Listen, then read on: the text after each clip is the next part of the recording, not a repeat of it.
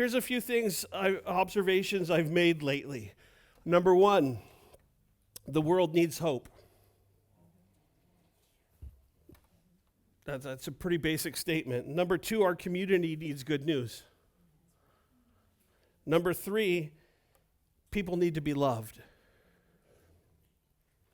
And I think if we break it down to those three basic principles, and we realize that yes, there's a world that needs hope. Yes, there's a community that needs good news. And yes, we know people that need to be loved.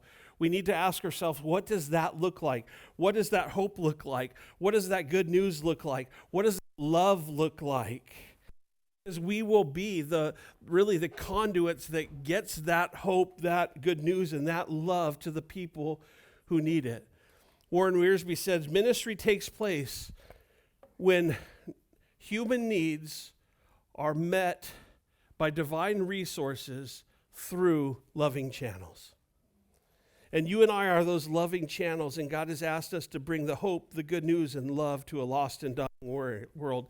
And that's why what we're going to do today is look at, because our theme for the week has been greater love, obviously referring to the love that Jesus has for us. And so we want to examine the outcome of the greater love, because that is really what the Resurrection Sunday is all about. It's the outcome of this greater love. And today what we're going to do is we're going to look at three different people, three people that Jesus was very intentional in pursuing, three different stories with different needs, but yet the same God with that same great love being very intentional in how he communicated the hope, the good news, and the love that he has for them. What we're going to do is we're going to get some understanding, I believe, of this greater love with the hopes that we will then be those conduits that greater love can go out into this lost and dying world. And so the first thing I want to do is in John chapter 20, verses 11 through 16, I want to look at Mary. And what we're going to see as we look at Mary is she had a broken heart. And God was very specific and intentional with her on this day. In verse 11, it says, "But Mary stood outside by the tomb weeping, and she wept. And as she wept, she stooped down and looked into the tomb. And she saw two angels in white sitting, one at the head and the other at the feet, where the body of Jesus had lain. Then they said to her, 'Woman, why are you weeping?' She said to them, 'Because they have taken my Lord, and I do not know where they have laid him.' Now, when she had said this, she turned around and saw Jesus standing there, and did not know that it was Jesus. Jesus said to her, 'Woman, why are you weeping? Whom are you seeking?' She, supposing him to be the gardener, said to him, 'Sir, if you have carried him away, tell me where you have laid him, and I will take him away.' Jesus said to her, 'Mary.'" Let that sink in for a moment. 3 days have gone by. 3 days of who knows what emotions she felt. 3 days of wonder, of hope, of dealing with brokenness in life that have been very strong. And now Mary finds herself at the tomb, the place where Jesus. She's there this morning hoping, I'm sure, hoping that he really did what he was going to do. But I wonder what she was expecting to see when she got there. Apparently, she wasn't expecting to see that tomb emptied, because she gets there and she begins to weep. We may never know what she was expecting, but what we do know is this: what those 3 days of waiting did was brought to light the reality of Mary's heart, and that it was broken. We're told that she stood outside the tomb and she was weeping. Now, what was this weeping? This weeping would have been the result of her not knowing where Jesus was, not knowing what was going on. Well, maybe today you're here and you're wondering and asking this question: why has God dot, dot, dot, or why has this happened, dot, dot, dot. Why has you fill in the blank? Maybe like Mary, your unknowing is broken and caused you to weep. We know this, that Mary's broken heart was the very thing, and these tears were the very thing that clouded her vision. She couldn't see Jesus properly. As she looked through the lens of those tears, she thought Jesus was a gardener. I personally think that many people have many questions about Jesus. There's many mysteries about him that they don't know. There are many things they wish they had known, but they don't. Like, why did Mary come to the tomb that day? And I personally believe that Mary came to the tomb this day looking for hope, or at least hoping that Jesus is who he said he was, did what he said he was going to do. She came there needing hope. But her vision was clouded by those tears. And it wasn't until Jesus called her by name that hope mattered. Think of how this sounded, how hearing her name, I'm sure it was familiar to her. I'm sure that as she heard it, those tears dried up. And she knew that she wasn't alone, that she knew that Jesus was intentional with her, intentional enough to call her by name, to meet her in her lowest moments, to meet her in her hurts and her pains and her sorrow and her grief, to meet her in her questions. You see, it's okay to question Jesus. God can handle your questions. And he will be very intentional in answering them. But being brokenhearted and weeping, what we see, the hope was this, that wasn't the end of Mary's story. Her story didn't end here with the weeping. Now, that being said, we don't know how her story ended. All we know is that it ended by Jesus calling her name. Him meeting her in her brokenness. And I want to tell you this, your story doesn't have to end in tears and hopeless either. That I believe that today Jesus is personally calling you by name. He wants you to know that he sees your hurts, he hears your questions, he feels your grief and your pain. That's why he went to the cross. This was the beginning of Jesus rewriting the ending. As he was intentionally meeting her. And I want you to know that today can be the same for you. Today could be the beginning of God rewriting the end of your story. And I say that because in 1991, I sat at a church and I heard the same Easter service that I heard for years. But something different took place that day. In 1991, sitting there at Calvary Community Church in Manteca, I heard Jesus call me by name. And it was then that he began to rewrite my story, to rewrite the end. And he's still writing that story today. And I have hope in that. I have hope that God is a God that rewrites the ending. That God is still alive, that he's very much intentional with us. So know this, the greater love that we speak of is that Jesus sees your sorrows and he calls the brokenhearted by name to rewrite their story. The second person I want to look at is in John chapter 20, verses 26 through 29. His name is Thomas. Now, we call him Doubting Thomas. We'll get to that in a little bit. Verse 24.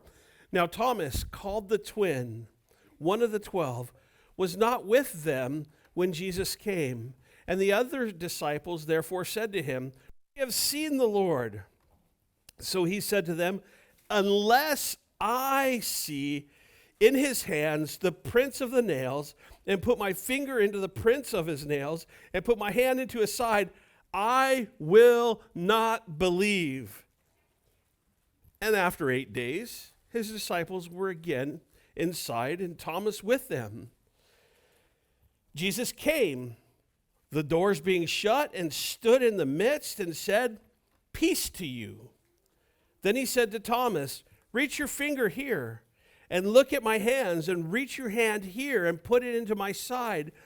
Do not be unbelieving, but..." And Thomas answered and said to him, "Lord and my God." Jesus said to him, "Thomas, because you have seen me, you have believed. Blessed are those who have not seen and yet have believed."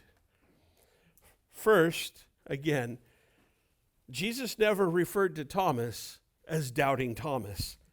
That's all on us. He never did call him that.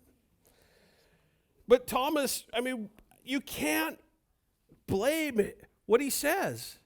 Unless I see his hands and put my fingers in there, I'm not going to believe. I can appreciate Thomas' honesty.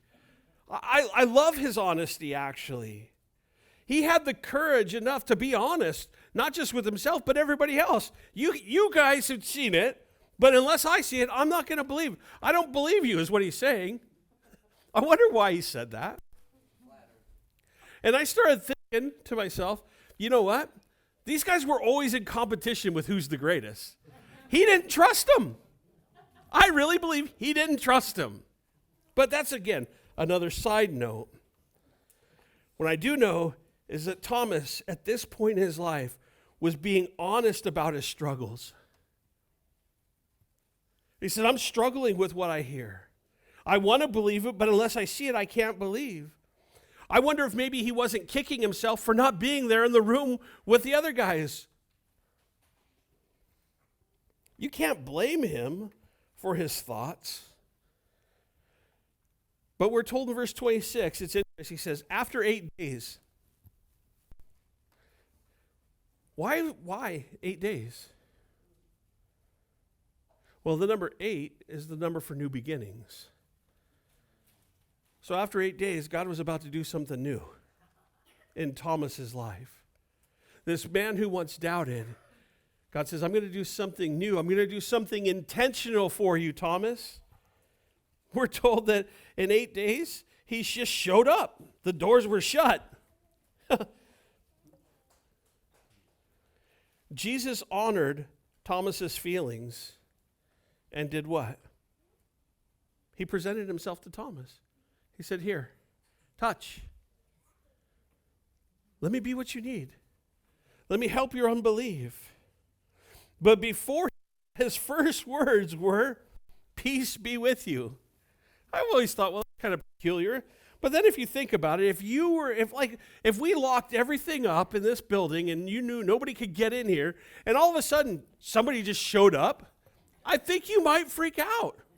I know I would. One of the things I love doing to my girls is when I know they're coming out of one of their rooms is just standing at the door. It's great. I love it. They get so mad at me. But even worse than that, when Connie and I first got married, somehow we ended up with this cut figure of person. I don't even remember. But that guy ended up in all the weirdest places and scared the snot out of us. And it was just a cutout figure. But how much more a person? Understand why he had to say peace, because they were freaked out. But Jesus, being very intentional, goes to Thomas, meets him in his doubts, and says, "Touch me." You see, that's good news. The good news is this, that Jesus will meet you in your doubts, where you are. That you will be intentional to you because he loves you. You see, greater love says this, I care more about you knowing me. I care more about you knowing me than what I want you to know is that I will respect your doubts and I will hear your questions.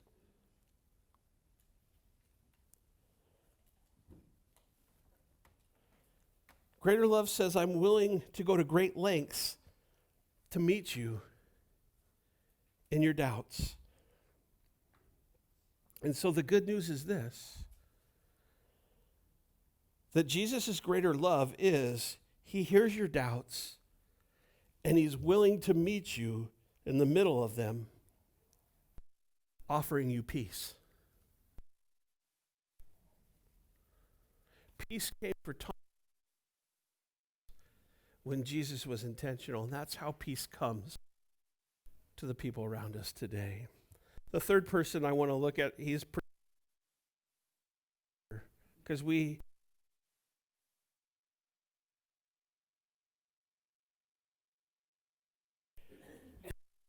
our failures.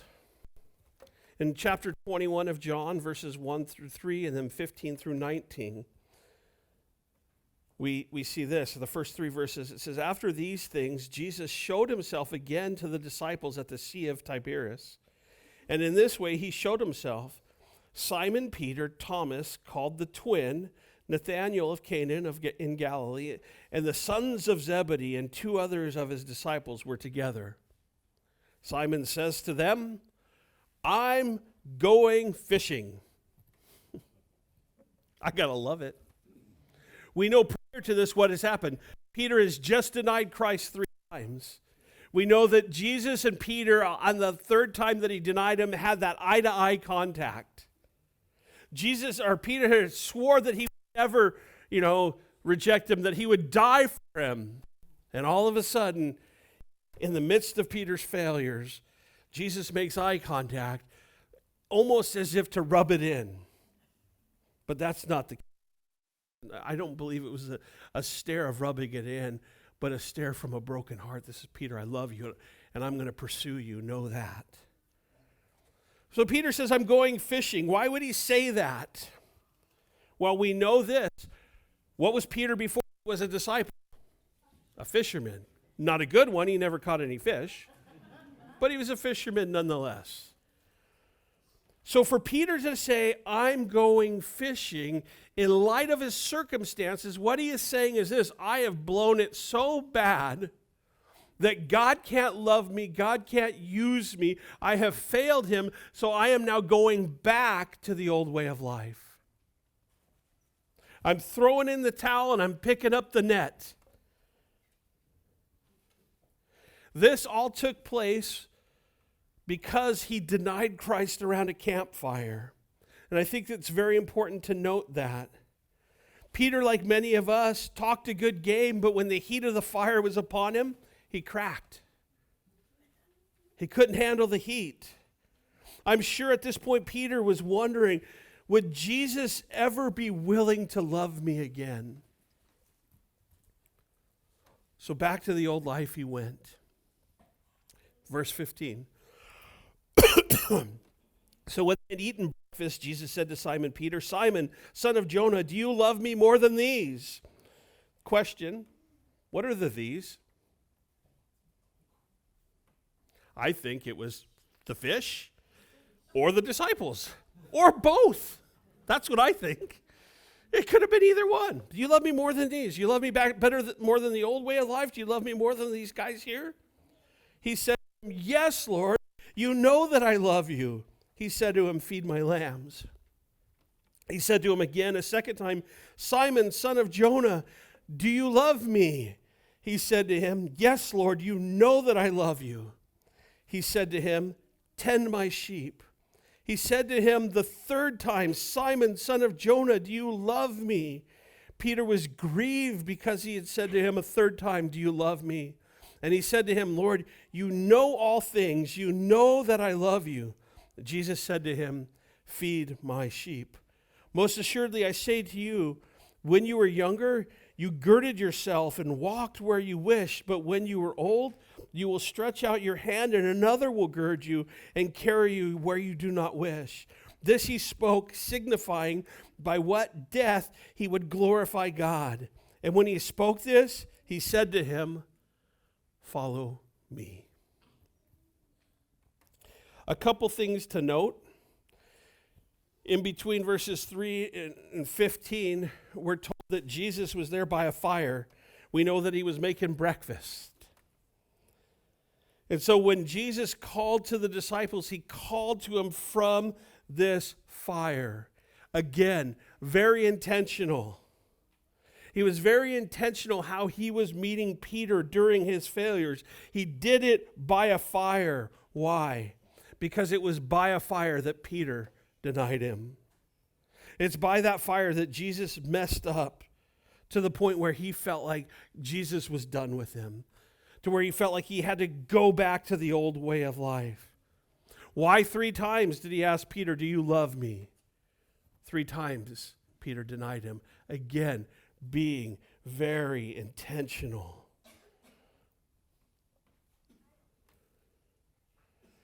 I believe that Peter thought that Jesus was looking for what Peter could do for him. Because isn't that what we think so often? Jesus loves me for what I can do for him. But what Jesus is doing is saying, Peter, I don't love you based on what you do for me.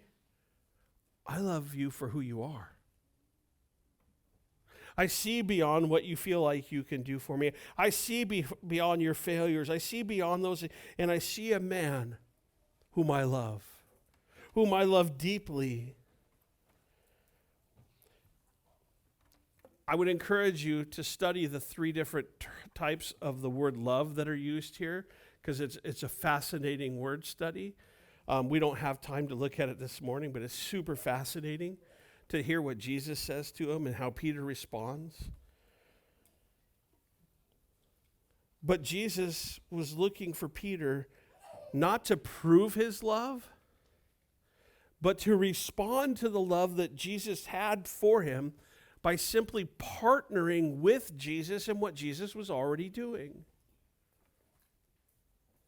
Remember, ministry takes place when human needs are met with divine resources through loving channels. We're just the channels. But yet for some reason we feel like being a channel means I need to do something to prove my love and devotion to the Lord. And that's where Peter went wrong, because if that's what we think when we mess up, notice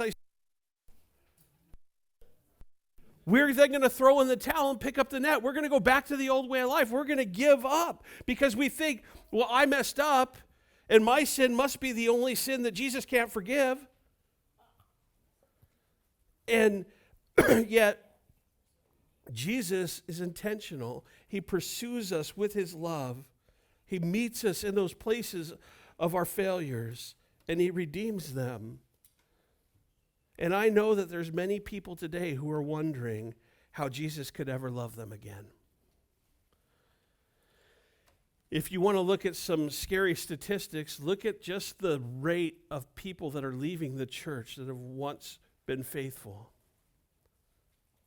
And there's going to be a generation of people that are going to be feeling like, could God ever love me again? And here what we see with Peter is this: Jesus never stopped loving him. It's not a matter of, can Jesus love me again? It's a matter that Jesus never stopped loving you, and he's pursuing you with that love, and he's asking you to respond to that love by allowing him to do what he does best, and that is redeem your failures, but not just redeem them, he uses them.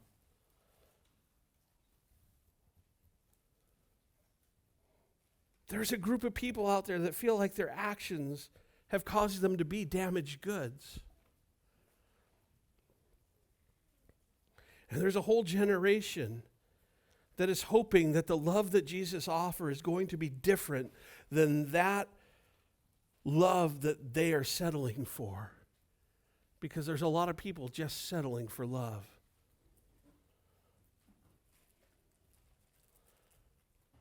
There's a group of people out there that's hoping that they are not damaged goods. And today, here's what I believe. That Jesus is offering you hope. He's offering me hope. And he's calling you by name like he did with Mary. That today, Jesus is proclaiming to you good news that says this: I will honor your feelings. I will honor your doubts. And I am willing to come to you on your turf. I'm willing to meet you where you are. I believe that today Jesus is saying that he wants to be very intentional and that he's desiring to overcome your failures. And that's what the resurrection is all about, where Jesus was intentional in overcoming our failures. I believe that today Jesus is longing to meet you in your doubts, to overcome your failures, that he might rewrite your story. That you know he's still rewriting the end. Why do I believe that? I believe that because Jesus' love is greater. And it's a love that never gives up. It's a love that pursues. But know this, Jesus is never going to force that love on you. But he will always make it available to you. So know this, Jesus knows your name, he feels your hurts, he hears your doubts, and he overcame your failures. And today he is calling you, just like he called Peter, to follow him. It's that simple. He doesn't just want you to know about this greater love. He wants you to experience it. So the question I have for you today is this: will you follow Jesus? Will you let today be the day that he meets you in your brokenheartedness? Will you let today be the day that he meets you in your doubts? Will you let today be the day that Jesus overcomes your failure so that you can experience this love that he never stopped loving you with in the first place? Will today be the day that you follow Jesus? I will tell you, in 1991, that's a decision I made, and I've never regretted it. Never regretted it. And I'll tell you that Jesus has drawn so close to me when I've needed him to, even when I felt like I had nothing to offer, even when I felt unlovable. And I'll tell you that Jesus, at 49 years old in my life, is still rewriting my story. And that brings me hope. So, will you follow him? If not, why? Why not? What excuses are you making? Well, unless Jesus, he showed up with Thomas, he'll show up with you. But my hurts are so, he'll meet those. You don't know how Peter failed too.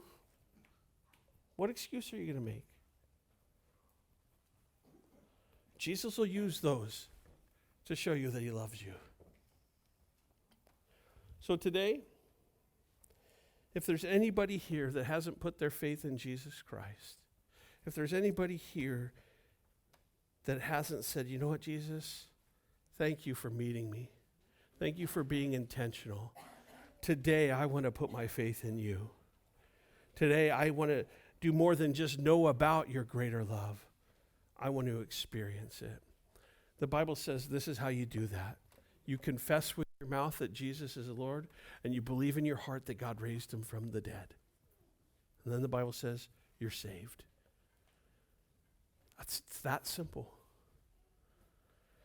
And so what we're going to do, we're going to close out our service. We're going to have communion in the back. It's back there. We're going to sing songs and worship. And I'm going to make myself available for anybody that would love to put their faith in Jesus Christ for the first time. I would love to pray with you. I would love to share the same birthday as you. And by the way, so would Refuge, because today is Refuge's 14th birthday.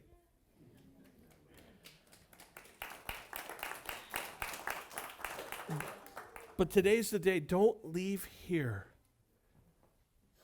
without knowing that greater love, Jesus Christ. Communion's in the back. It's really a picture of when, yes, Jesus' death, but it was him associating himself with your hurts, your pains, your sorrows, your grief. It was how he met you. It was as he entered into humanity and was intentional to meet us where we are, where he was able to meet us in our failures and do all those things and be that greater love for us. But then let's sing as a proclamation that Jesus is still loving today.